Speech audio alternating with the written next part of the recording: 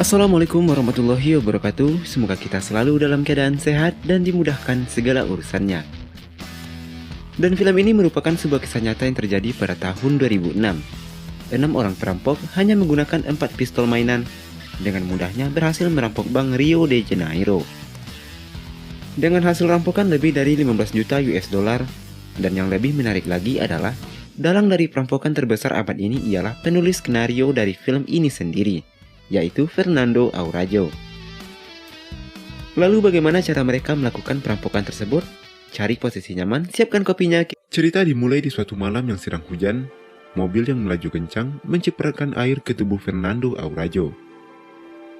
Dia membuang puntung rokoknya dengan kesal. Terlihat puntung rokoknya terbawa oleh air dan masuk ke dalam saluran pembuangan air. Dan begitu mengangkat kepala, Bank Rio de Janeiro berdiri di depannya. Dia mengikuti arah aliran air terus sampai ke pinggiran kota. Dan benar saja, di bawah sebuah jembatan dia menemukan pintu keluar yang menghubungkan semua saluran air di kota.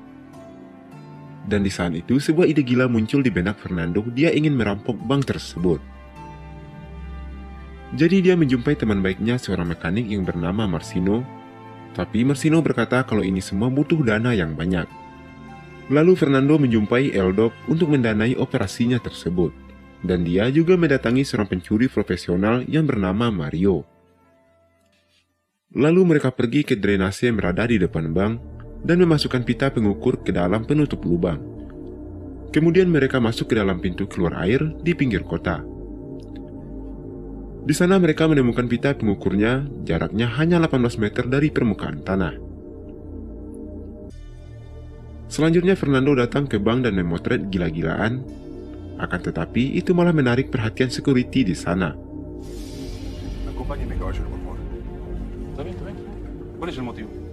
Dia dibawa ke ruangan security di lantai bawah dan berangkas bank juga berada di sana. Security mengecek kamera tapi tidak menemukan foto apapun. Ternyata dia sengaja ketahuan oleh security. Tujuannya adalah untuk melihat posisi dari brankas dan mengamati situasi di sana.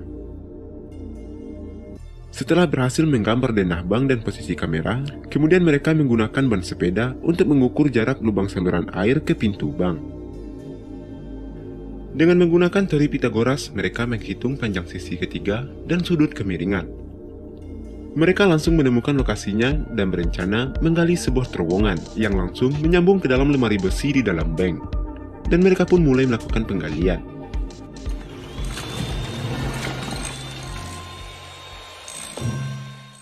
Mereka menambah satu orang lagi, yaitu Beto, dan mereka mulai memikirkan cara tercepat untuk membobol brankas. Setidaknya diperlukan 1 menit dengan las untuk membuka satu brankas. Jika membuka semua, 400 brankas butuh 7 jam, dan itu sangat tidak mungkin. Tidak kehabisan akal, Mario pergi ke cabang lain dan menyewa sebuah brankas, kemudian mencatat model brankasnya untuk dipelajari. Mereka melanjutkan menggali terowongan tiap malamnya. Besok harinya mereka sengaja memarkirkan sebuah mobil di atas salah satu lubang drainase. Tiba-tiba polisi datang menghampiri. Mereka beralasan sedang menunggu temannya. Untungnya tidak lama Beto pun datang dan polisi pun pergi. Terowongan yang sudah hampir selesai digali, tetapi mereka masih belum menemukan cara menghindari alarm keamanan. Dan akhirnya, Mario yang sudah putus asa memutuskan untuk keluar dari tim. Hal ini membuat Fernando sedikit frustasi. Beberapa hari kemudian, Fernando mendatangi Mario karena dia menemukan sebuah ide cemerlang. Fernando mengatakan kalau merampok bank, polisi dalam 2 menit sampai ke tempat kejadian. Dan kalau menggali terowongan, alarm setiap menit bisa saja berbunyi. Fernando mengatakan jika merampok bank dan menggali terowongan, polisi tidak akan menyangka. Karena sampai sekarang ini polisi masih belum mengembangkan sistem anti perampokan yang bisa mencegah secara bersamaan. Selanjutnya Marcino menyelesaikan mesin pembuka kotak brankas, Fernando mempersiapkan senjata, dan Mario menyiapkan penyamaran. Setelah persiapan matang, mereka menjalankan rencana perampokan dengan membagi tugas masing-masing. Tahap pertama, Fernando dan Beto serta 2 orang lainnya masuk ke dalam bank secara normal. sedangkan Marsino dan yang lainnya masuk melalui terowongan. Setelah sampai di dalam, mereka langsung mengeluarkan pistol dan pura-pura melakukan perampokan. Señoras, señores, esto es una sala. Llenalo, te dije. Vos también, pelotudo. Dale. Vamos, vamos. Di saat yang sama, mereka juga mengunci pintu keluar dari sana. Tahap kedua, setelah security lapor polisi, baru mereka membebaskannya. Menyuruh dia memberitahu polisi bahwa di dalam bank ada 20 orang sandera dan para perampok memakai senjata. Tahap ketiga mematikan semua kamera, mencegah bocornya identitas. Di saat yang sama, Marsino yang masuk melalui terowongan yang mereka buat memecahkan tembok dan berhasil masuk ke dalam sana. Kedua grup berhasil bergabung. Selanjutnya adalah tahap terpenting dalam rencana mereka, yaitu membuka brankas. Marsino memperlihatkan alat membuka kunci ajaib buatannya sendiri. Sebuah mesin hidrolik portabel membuka satu kunci hanya butuh waktu 7 detik. Kemudian mereka seperti membuka kotak mainan, merusak brankas gila-gilaan. Di saat yang sama, polisi sudah mengepung mereka dari luar. Di sisi lain, seorang sandera meminta izin untuk buang air kecil, dan Doc mengizinkannya buang air kecil di pot tanaman. Selanjutnya, seorang negosiator polisi bernama Miguel menelpon para perampok. Mario menyuruh para polisi untuk menjauh dari sana, atau mereka akan membunuh para sandera.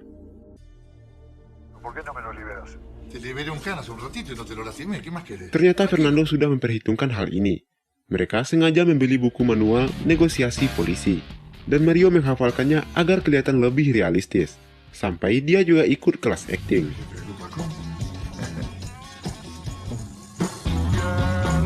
Sementara itu, Fernando terus mengumpulkan kotak yang berisi emas dan uang. Tiba-tiba salah seorang sandera kembali meminta izin untuk buang air kecil.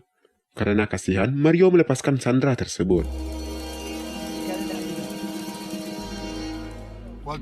Tidak lama setelah itu, telepon milik salah seorang sandera berdering. Ternyata itu adalah pengingat hari ulang tahun seorang nenek. Lalu Mario mencari sebuah kue kecil dan merayakan ulang tahun sang nenek.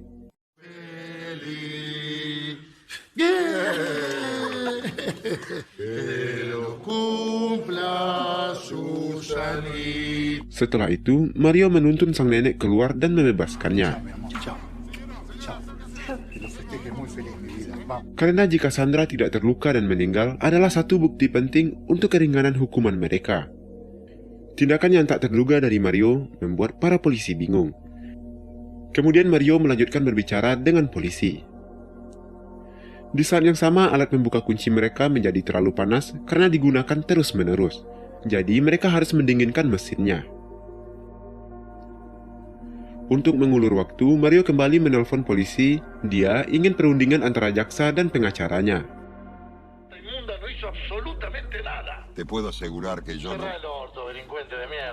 Di saat yang sama, Mario memberinya nomor telepon salah satu sandera di sana. Tidak lama kemudian telepon Sandra berbunyi. Mario memasukkan lollipop ke mulutnya, pura-pura menjadi pengacara. Satu orang memainkan dua peran, mempermainkan kepala polisi habis-habisan. Sementara itu, alat pembuka kunci mereka mulai bekerja. Tidak lama kemudian jam tangan semua orang berbunyi di saat bersamaan. Dan Fernando mengirimkan perintah terakhir untuk berkumpul dan kemudian mundur.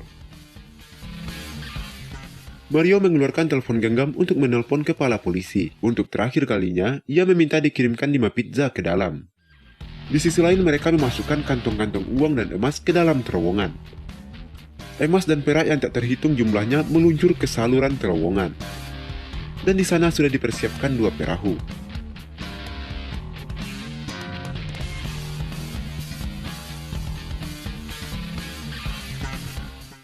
Lalu Fernando mengeluarkan sebuah kain merah, kemudian menyusun rapi senjata yang mereka gunakan.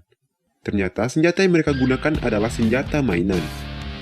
Dengan begini, biarpun mereka ditangkap, mereka tidak akan dihukum berat.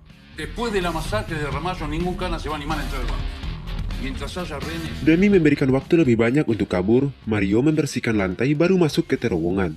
Dan Fernando menggunakan sebuah tali menarik lemari untuk menutup lubang.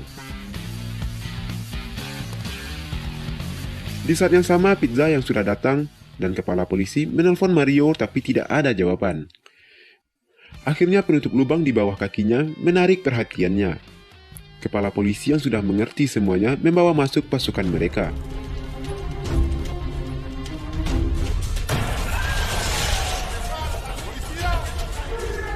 Sementara Fernando dan kawannya sudah naik ke perahu.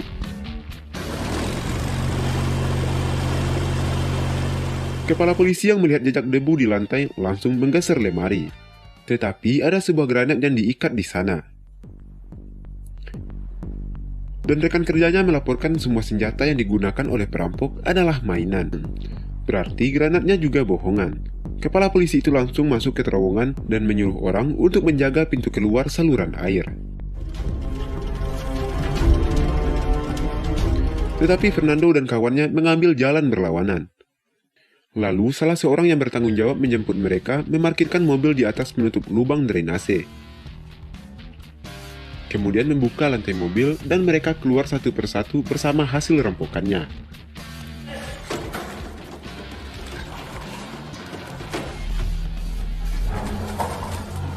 Tidak berselang lama sirine polisi berbunyi. Mereka semua mulai cemas dengan makin meningkatnya suara sirine dari sebuah mobil polisi yang lewat.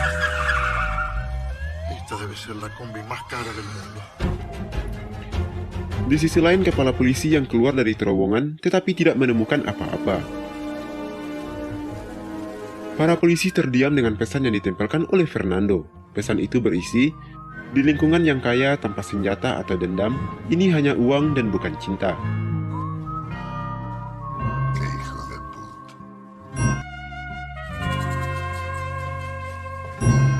Di sisi lain, 6 orang perampok melihat uang yang tidak akan habis sampai beberapa keturunan.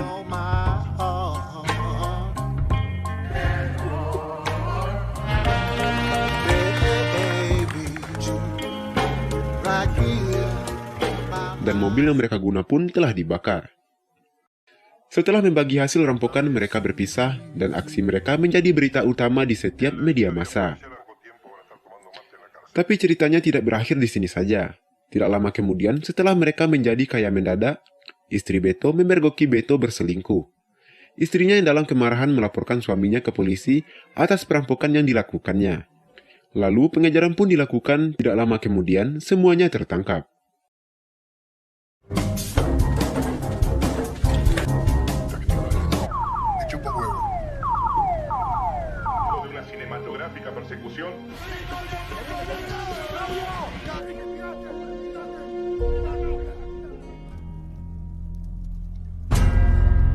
Akan tetapi karena senjata yang mereka gunakan adalah senjata mainan dan juga tidak menyakiti para sandera, pengadilan hanya bisa memberikan hukuman ringan. Sedangkan Fernando dalam perampokan hanya dihukum selama 1 tahun 7 bulan. Setelah keluar dari penjara, mereka kembali melewati hari-hari sebagai orang kaya. Sedangkan jumlah spesifik yang dicuri di Bank Rio de Janeiro sampai sekarang masih menjadi misteri. Ternyata dari awal tertangkap dan dipenjara adalah salah satu rencana mereka. Karena hanya dengan cara ini mereka baru bisa menjadi orang yang bebas. Dan berikut ini adalah rekaman hasil penyidikan polisi setempat. Cuidadosamente planificado, los delincuentes se fugaron de las cajas de seguridad por un túnel que habían hecho en el subsuelo. Banco.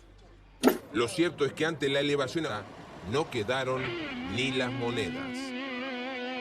Dan itu saja, mohon maaf jika ada kesalahan dan kekurangan di video ini. Silahkan berikan masukannya agar kedepannya channel ini bisa lebih baik lagi dan kamu bisa lebih menikmati video di channel ini. Akhir kata saya ucapkan terima kasih dan wassalamualaikum warahmatullahi wabarakatuh.